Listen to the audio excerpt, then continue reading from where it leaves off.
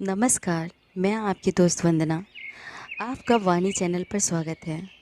यह मेरा एक प्रयास है आप सबको साहित्य से जोड़ने की और इस कथानक के परिदृश्य में आप सबको पहुंचाने की। इसके लिए आप हमसे जुड़िए और हमारे चैनल को लाइक शेयर सब्सक्राइब करें। फिर आज हम शुरू करते हैं प्रेमचंद जी का उपन्यास गोदान। और प्रतिक्षण उसका धैर्य अस्त होने वाले सूर्य की भांति डूबता जाता था और भविष्य का अंधकार उसे अपने अंदर समेट लेता था। सहसा चूहिया ने आकर पुकारा, गोबर का क्या हाल है बहू? मैंने तो अभी सुना, दुकान से दौड़ी आई हूँ। झुनिया के रुके हुए आंसू उबल पड़े। कुछ बोल न सकी। भयभीत आंखों से चूहिया की ओर देखा। चूहिया ने गोबर का मुंह देखा, उसकी छाती पर हाथ रखा और आश्वासन भरे स्वर में बोली, ये 4 दिन में अच्छे हो जाएंगे, घबरा मत। कुशल हुई, तेरा सुहाग बलवान है। कई आदमी इसी दंगे में मर गए। घर में कुछ रुपए पैसे हैं? झुनिया ने लज्जा से सिर हिला दिया। मैं लाए देती हूँ, थोड़ा सा दूध लाकर गर्म कर ले। झुनिया ने उसके पाँव पकड़कर कहा, दीदी तुम ही मेरी माता हो, मेरा दूसरा कोई नहीं है। जाड़ों की उदास संध्या आज और भी उदास मालूम हो रही थी। झुनिया ने चूल्हा जलाया और दूध उबालने लगी। चूहिया बरामदे में बच्चे को लिए खिला रही थी। सहसा झुनिया भारी कंठ से बोले, मैं बड़ी अभाग्नी हूँ दीदी। मेरे मन में ऐसा आ रहा है जैसे मेरे ही कारण इनकी यह दशा हुई है। जी कुड़ता है, तब मन दुखी होता ही है। फिर गालियाँ भी निकलती हैं, शराब भी निकलता है। कौन जाने मेरी गालियाँ। इसके आगे वह कुछ न कह सकी। आवाज़ आंसुओं के रेले में बह गई। चूहिया ने अंचल से उसके आंसू पोंछते हुए कहा, कैसी बातें सोचती है बेटी? यह तेरे सिंदूर का भाग है कि वह बच गया। मगर हाँ, इतना है कि आपस में लड़ाई हो तो मुँह से चाहे जितना बकले, मन में कीना न पाले। बीज अंदर पड़ा तो अखबार निकले बिन नहीं रहता। झुनिया ने कंपन भरे स्वर में पूछा, अब मैं क्या करूं दीदी? चूहिया ने ढांढस दिया, कुछ नहीं बेटी, भगवान का नाम ले, वही गरीबों की रक्षा करते हैं। उसी समय गोबर ने आंखें खोली और झुनिया को सामने देखकर याचना भाव से छीड़ स्वर में बोला, आज बहुत चोट खा गया झुनिया। मैं किसी से कुछ नहीं बोला, सबों ने अनायास मुझे मारा। कहा सुना माफ़ करना, तुझे सताया था, उसी का यह फल मिला। थोड़ी देर का और मेहमान हो, अब न बचूंगा। मारे दर्द के सारी देह फटी जाती हैं। चूहिया ने अंदर आकर कहा, चुपचाप पड़े रहो, बोलो चालो नहीं, मरोगे नहीं, इसका मेरा जुम्मा। गोबर के मुख पर आशा की एक रेखा झलक पड़ी। बोला, सच कहती हो, मैं मरूंगा नहीं? हाँ, नहीं मरोगे। तुम्हें क्या हुआ है? जरा सी चोट आ गई और हाथ की हड्डी उतर गई है। ऐसी चोटें मर्दों को रोज़ ही लगा करती हैं। इन चोटों से कोई मरता नहीं। अब मैं झुनिया को कभी नहीं मारूंगा। डरते होगे कहीं झुनिया तुम्हें न मारे। वह मारे तो भी न भूलूंगा। अच्छे होने पर भूल जाओगे? नहीं दीदी, कभी न भूलूंगा। गोबर इस समय बच्चों की सी बातें किया करता। 10-5 मिनट अचेत सा पड़ा रहता। उसका मन न जाने कहाँ कहाँ उड़ता फिरता। कभी देखता वह नदी में डूबा जा रहा है और झुनिया उसे बचाने के लिए नदी में आ रही है। कभी देखता कोई दैत्य उसकी छाती पर सवार है और झुनिया की शक्ल की कोई देवी उसकी रक्षा कर रही है। और बार बार चौंक कर पूछता, मैं मरूंगा तो नहीं झुनिया? 3 दिन उसकी यही दशा रही और झुनिया ने रात को जागकर और दिन को उसके सामने खड़े रहकर जैसे मौत से उसकी रक्षा की। बच्चे को चूहिया संभाले रहते। चौथे दिन झुनिया एक कल आई और सबों ने गोबर को उस पर लाद कर अस्पताल पहुंचाया। वहां से लौटकर गोबर को मालूम हुआ कि वो सचमुच बच जाएगा। उसने आंखों में आंसू भरकर कहा, मुझे क्षमा कर दो झुन्ना। इन 3-4 दिनों में चूहिया के 3-4 रुपये खर्च हो गए थे और अब झुनिया उससे कुछ लेते हुए संकोच होता था। वह भी कोई मालदार तो है नहीं, लकड़ी की बिक्री के रुपए जुनिया को दे देती। आखिर जुनिया ने कुछ काम करने का विचार किया। अभी गोबर को अच्छे होने में महीनों लगेंगे, खाने पीने को भी चाहिए, दवा दारू को भी चाहिए। वो कुछ काम करके खाने भर को तो ले आएगी। बचपन से उसने गौओं का पालन और घास छीलना सीखा था। यहाँ गौएं कहाँ थी? हाँ, वह घास छील सकते थे। मोहल्ले के कितने ही स्त्री पुरुष बराबर शहर के घास छीलने जाते थे और 8-10 आने कमा लाते थे। वह प्रातःकाल गोबर को हाथ मुँह धुलाकर और बच्चे को उसे सौंपकर घास छीलने निकल जाती और तीसरे पहर तक भूखी प्यासी छीलती रहती। फिर उसे मंडी में लेकर जाती, बेचती और शाम को घर आते। रात को भी वह गोबर की नींद सोती और गोबर की नींद जागती। मगर इतना कठोर श्रम करने पर भी उसका मन ऐसा प्रसन्न रहता मानो झूले पर बैठी गा रही है। रास्ते भर साथ की स्त्रियों और पुरुषों से चुहल और विनोद करती जाती। घास छीलते समय भी सबों में हंसी दिल लगी होती रहती। न किस्मत का रोना, न मुसीबत का गिला। जीवन की सार्थकता में, अपनों के लिए कठिन से कठिन त्याग में और स्वाधीन सेवा में जो उल्लास है, उसकी ज्योति एक एक अंक पर चमकती रहती। बच्चा अपने पैरों पर खड़ा होकर जैसे तालियां बजा बजा कर खुश होता है, उसी का वह अनुभव कर रही थी। मानो उसके प्राणों में आनंद का कोई सोता खुल गया हो और उसके अंगों में अब शीतलता नहीं, चपलता है, लचक है, सुकुमारता है। मुख पर पीलापन नहीं रहा, खून की गुलाबी चमक है। उसका यौवन जो बंद कोठरी में पड़े पड़े अपमान और कलह से कुंठित हो गया था, वह मानो ताजी हवा और प्रकाश पाकर लहलहा उठा है। अब उसे किसी बात पर क्रोध नहीं आता। बच्चे के जरा सा रोने पर झुंझला उठती थी। अब जैसे उसके धैर्य और प्रेम का अंत ही न था। इसके खिलाफ गोबर अच्छा होते जाने पर भी कुछ उदास रहता था। जब हम अपने किसी प्रियजन पर अत्याचार करते हैं और जब विपत्ति आ पड़ने पे हम में इतनी शक्ति आ जाती है तो उसकी तीव्र व्यथा का अनुभव करें तो उससे हमारी आत्मा में जागृत का उदय हो जाता है और हम उस बेजा व्यवहार का प्रायश्चित करने के लिए तैयार हो जाते हैं। गोबर उसी प्रायश्चित के लिए व्याकुल हो रहा था। अब उसके जीवन का रूप बिल्कुल दूसरा होगा, जिसमें कटुता की जगह मृदुता होगी, अभिमान की जगह नम्रता। उसे अब ज्ञात हुआ कि सेवा करने का अवसर बड़े सौभाग्य से मिलता है और इस अवसर को कभी न भूलेगा। मिस्टर खन्ना को मजदूरों की यह हड़ताल बिल्कुल बेजा मालूम होती थी। उन्होंने हमेशा जनता के साथ मिले रहने की कोशिश की थी। वह अपने आप को जनता का ही आदमी समझते थे। पिछले कौमी आंदोलन में उन्होंने बड़ा जोश दिखाया था। झिली के प्रमुख नेता रहे थे, 2 बार जेल गए थे और कई हजार का नुकसान उठाया था। अब भी वह दूसरों की शिकायत सुनने को तैयार रहते थे। लेकिन यह तो नहीं हो सकता कि वह शक्कर मिल के हिस्सेदारों का हित का विचार न करें। अपना स्वार्थ त्यागने को तैयार हो सकते थे अगर उनकी ऊंची मनोवृत्तियों को स्पर्श किया जाता, लेकिन हिस्सेदारों के स्वार्थ की रक्षा न करना यह तो अधर्म था। यह तो व्यापार है, कोई सदाव्रत नहीं कि सब कुछ मजदूरों को ही बांट दिया जाए। हिस्सेदारों को यह विश्वास दिलाकर रुपए ले लिए गए थे कि इस काम में 15-20 सैकड़े का लाभ है। अगर उन्हें 10 सैकड़े भी ना मिले तो वे डायरेक्टरों को और विशेषकर मिस्टर खन्ना को धोखेबाज ही समझेंगे। फिर अपना वेतन वो कैसे कम कर सकते थे? और कंपनियों को देखते हुए उन्होंने अपना वेतन कम कर रखा था। केवल 1000 रुपया महीना लेते, कुछ कमीशन भी मिल जाता था, मगर वह इतना लेते थे तो मिल का संचालन भी करते थे।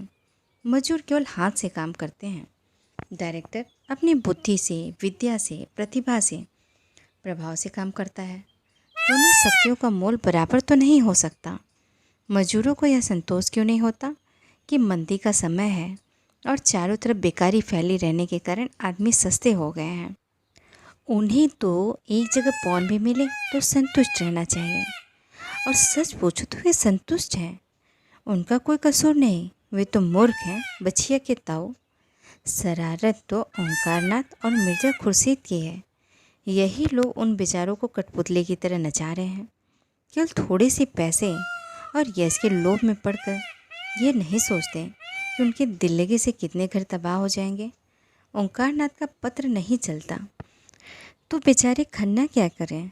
और आज उनके पत्र के 1 लाख ग्राहक हो जाएं और उससे उन्हें 5 लाख का लाभ होने लगे तो क्या वह अपने गुजारे भर को लेकर शेष कार्यकर्ताओं में बांट देंगे? कहाँ की बात। और वह त्यागी मिर्ज़ा खुर्शीद भी तो एक दिन लखपति थे। हजारों मजूर उनके नौकर थे तो क्या वह अपने गुजारे भर को लेकर सब कुछ मजूरों में बांट देते थे? वह उसी गुजारे की रकम में यूरोपियन छोकरियों के साथ विहार करते थे, बड़े बड़े अफसरों के साथ दावतें उड़ाते थे, हजारों रुपए की महीने की शराब पी जाते थे और हर साल फ्रांस और स्विट्ज़रलैंड की सैर करते थे। आज मजूरों की दशा पर उनका कलेजा फटता है। इन दोनों नेताओं की तो खन्ना को परवाह न थी। उनकी नीयत की सफाई में पूरा संदेह था। न राय साहब की इन्हें परवाह थी, जो हमेशा खन्ना की हाँ में हाँ मिलाया करते थे और उनके हर एक काम का समर्थन कर दिया करते थे। उनके परिचितों में केवल एक ही ऐसा व्यक्ति था जिसके निष्पक्ष विचार पर खन्ना जी को पूरा भरोसा था और वह डॉक्टर मेहता थे। जब से उन्होंने मालती से घनिष्ठता बढ़ानी शुरू की थी, खन्ना की नज़रों में उनकी इज्जत बहुत कम हो गई थी। मालती बरसों खन्ना के हृदयेश्वरी रह चुकी थी, पर उसे उन्होंने सदैव खिलौना समझा था। इसमें संदेह नहीं कि वह खिलौना उन्हें बहुत प्रिय था। उसके खो जाने या टूट जाने या छिन जाने पर वो खूब रोते और रोए थे, लेकिन था वह खिलौना है। उन्हें कभी मालती पर विश्वास न हुआ।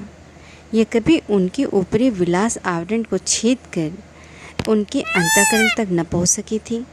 वो अगर खुद खन्ना से विवाह का प्रस्ताव करती तो स्वीकार न करते, कोई बहाना करके टाल देते। अन्य कितने ही प्राणियों की भांति खन्ना का जीवन भी दोहरा या दोरुखी था। एक ओर वह त्याग और जनसेवा और उपकार के भक्त थे तो दूसरी ओर स्वार्थ और विलास और प्रभुता के। कौन उनका असली रुख था यह कहना कठिन है। कदाचित उनकी आत्मा का उत्तम आधा सेवा और सहृदयता से बना हुआ था, मध्यम आधा स्वार्थ और विलास से, पर उत्तम और मध्यम में बराबर संघर्ष होता रहता था और मध्यम ही अपनी उद्दंडता और हट के कारण सौम्य और शांत उत्तम पर गाली बारता था। उनका मध्यम मालती की ओर झुकता था, उत्तम मेहता की ओर, लेकिन वह उत्तम अब मध्यम के साथ एक हो गया था। उनकी समझ में न आता था कि मेहता जैसा आदर्शवादी व्यक्ति मालती जैसी चंचल विलासनी रमणी पर कैसे आसक्त हो गया।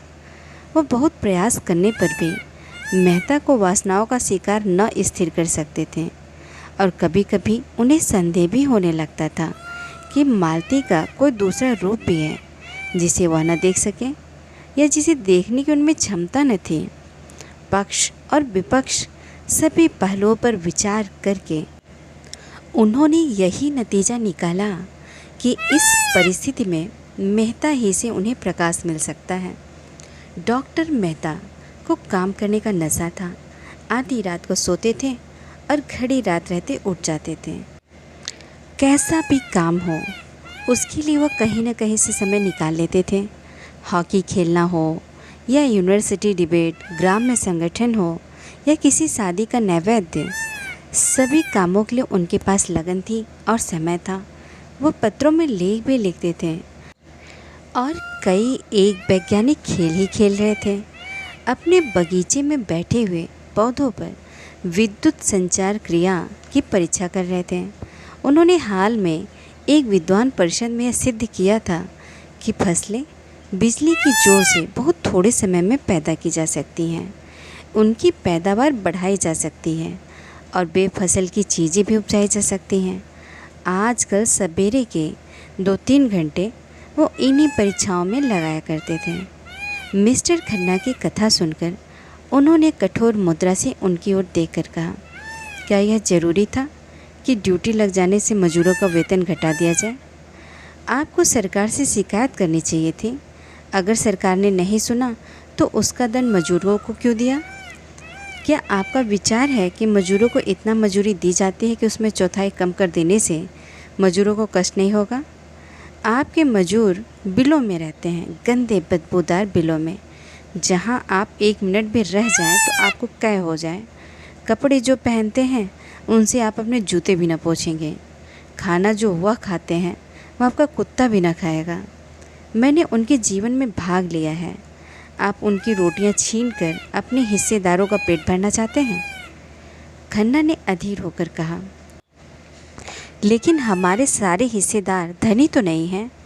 कितनों ही ने अपना सर्वस्व इसी मिल में भेंट कर दिया है और इसके नफ़े के सिवा उनके जीवन का कोई आधार नहीं है। मेहता ने इसी भाव से जवाब दिया जैसे इस दलील का उनकी नज़रों में कोई मूल्य नहीं है। जो आदमी किसी व्यापार में हिस्सा लेता है वह इतना दरिद्र नहीं होता कि इसके नफ़े को ही जीवन का आधार समझे।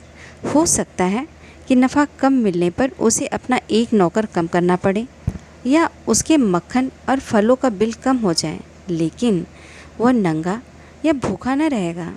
जो अपनी जान खपाते हैं उनका हक उन लोगों से ज़्यादा है जो केवल रुपया लगाते हैं।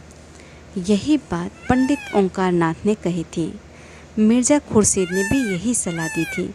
यहाँ तक कि गोविंदी ने भी मजूरों ही का पक्ष लिया था, पर खन्ना जी ने उन लोगों की परवाह न की थी।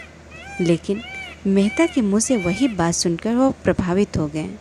ओंकार नाथ को वह स्वार्थी समझते थे, मिर्ज़ा खुर्शीद को गैर जिम्मेदार और गोविंदी को अयोग्य। मेहता की बात में चरित्र, अध्ययन और सद्भाव की शक्ति थी। सहसा मेहता ने पूछा, आपने अपनी देवी जी से इस विषय में राय ली? खन्ना ने संकुचाते हुए कहा, हाँ पूछा था। उनकी क्या राय थी? वही जो आपकी है। मुझे यही आशा थी और आप उस विदुषी को अयोग्य समझते हैं। उसी वक्त मालती आ पहुंची और खन्ना को देखकर बोली, अच्छा आप विराज रहे हैं। मैंने मेहता जी को दावत दी है, सभी चीज़ें अपने हाथ से पकाई है। आपको भी न्योता देती हूँ। गोविंदी देवी से आपका यह अपराध क्षमा करा दूँगे। खन्ना को कुतूहल हुआ, अब मालती अपने हाथों से खाना पकाने लगी है। मालती, वही मालती जो खुद कभी अपने जूते न पहनती थी, जो खुद कभी बिजली का बटन तक न दबाती थी, विलास और विनोद ही जिसका जीवन था। मुस्कुरा कर कहा, अगर आपने पकाया है तो ज़रूर खाऊंगा। मैं तो कभी सोच ही न सकता था कि आप पाक कला में भी निपुण हैं। मालती निसंकोच भाव से बोली, इन्होंने मार मार कर वैद बना दिया, इनका हुक्म कैसे टाल सकती? पुरुष देवता ठहरे।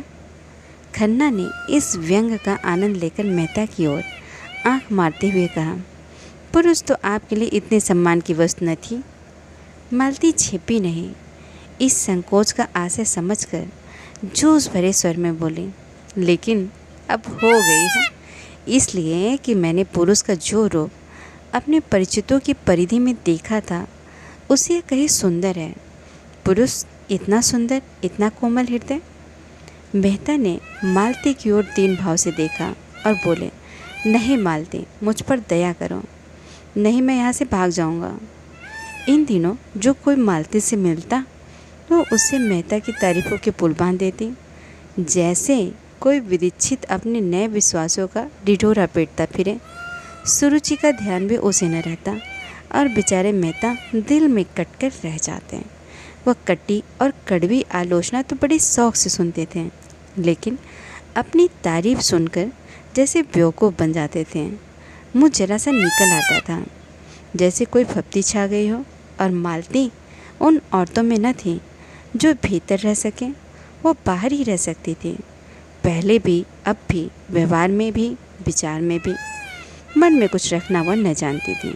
जैसे एक अच्छी साड़ी पाकर उसे पहनने के लिए अधीर हो जाती थी, उसी तरह मन में कोई सुंदर भाव आए तो उसे प्रकट किए बिन चैन न पाती थी। मालती ने और समीप आकर उनकी पीठ पर हाथ रखकर मानो उनकी रक्षा करते हुए कहा, अच्छा भागो नहीं, अब कुछ न कहोगे। मालूम होता है तुम्हें अपनी निंदा ज़्यादा पसंद है, तो निंदा ही सुनो। खन्ना जी, ये महाशय मुझ पे अपने प्रेम का जाल। शक्कर मिल की चिमनी यहाँ से साफ नजर आती थी। खन्ना ने उसकी तरफ देखा। वह चिमनी खन्ना की कीर्ति स्तंभ की भांति आकाश में सिर उठाए खड़ी थी। खन्ना की आंखों में अभिमान चमक उठा। उसी वक्त उन्हें मिल के दफ्तर में जाना है।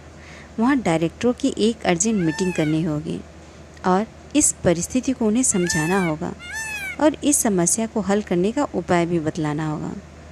मगर चिमनी के पास ये धुआं कहाँ से उठ रहा है? देखते देखते सारा आकाश बैलून की भांति धुएं से भर गया। सबों ने सशंक होकर उधर देखा। कहीं आग तो नहीं लग गई? आग ही मालूम होती है। सहसा सामने सड़क पर हजारों मील की तरफ दौड़े जाते नजर आए। खन्ना ने खड़े होकर जोर से पूछा, तुम लोग कहाँ दौड़े जा रहे हो? एक आदमी ने रुककर कहा, अजी शक्कर मिल में आग लग गई है, आप देख नहीं रहे हैं? खन्ना ने मेहता की ओर देखा और मेहता ने खन्ना की ओर। मालती दौड़ती हुई बंगले में गई और अपने जूते पहनाए। अफसोस और शिकायत करने का अवसर न था। किसी के मुंह से एक बात न निकली। खतरे में हमारी चेतना अंतर्मुखी हो जाती है। खन्ना की कार खड़ी थी ही तीनों आदमी घबराए हुए आकर बैठे और मिल की तरफ भागे। जो रास्ते पर पहुंचे तो देखा सारा शहर मिल की ओर उमड़ा चला जा रहा है। आग में आदमियों को खींचने का जादू है। कार आगे न बढ़ सकी। मेहता ने पूछा, आग बीमा तो करा लिया था ना? खन्ना ने लंबी सांस खींचकर कहा, कहाँ भाई, अभी तो लिखा पढ़ी हो रही थी। क्या जानता था यह आफत आने वाली है। कार वहीं राम आश्रय छोड़ दी गई और तीनों आदमी भीड़ चीरते हुए मिल के सामने जा पहुँचे। देखा तो अग्नि का एक सागर आकाश में उमड़ रहा था। अग्नि की उन्मत्त लहरें एक एक पर दांत पीसती थीं, जीभ लपलपाती थी, जैसे आकाश को भी निगल जाएगी। उस अग्नि समुद्र के नीचे ऐसा धुआं छा गया था मानो सावन की घटा कालिख में नहाकर नीचे उतर आई हो। उसके ऊपर जैसे आग का थरथराता हुआ उबलता हुआ हिमाचल खड़ा था।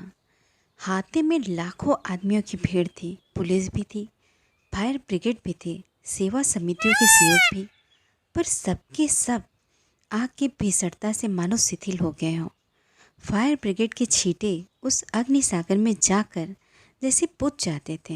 ईंटें जल रहे थे, लोहे के गार्डर जल रहे थे और पिघली हुई शक्कर के परनाले चारों तरफ बह रहे थे। और तो और जमीन से भी ज्वाला निकल रही थी। दूर से मेहता और खन्ना को यह आश्चर्य हो रहा था कि इतने बड़े आदमी खड़े तमाशा क्यों देख रहे हैं। लोग आग बुझाने में मदद क्यों नहीं करते? मगर अब उन्हें ज्ञात हुआ कि तमाशा देखने के सिवा कुछ करना उनके बस में न था। मिल की दीवारों से 50 गज के अंदर जाना जान जोखिम था। ईंट और पत्थर के टुकड़े चटाक चटाक टूटकर उछल रहे थे। कभी कभी हवा का रुख इधर हो जाता तो भगदड़ मच जाती थी। यूँ तीनों आदमी भीड़ के पीछे खड़े थे। कुछ समझ में ना आता था क्या करें। आखिर आग लगी कैसे और इतनी जल्द फैल कैसे गई? क्या पहले किसी ने देखा ही नहीं या देखकर भी बुझाने का प्रयास न किया? इस तरह के प्रश्न सभी के मन में उठ रहे थे, मगर वहाँ पूछे किससे? मिल के कर्मचारी होंगे तो जरूर, लेकिन उस भीड़ में उनका पता मिलना कठिन था।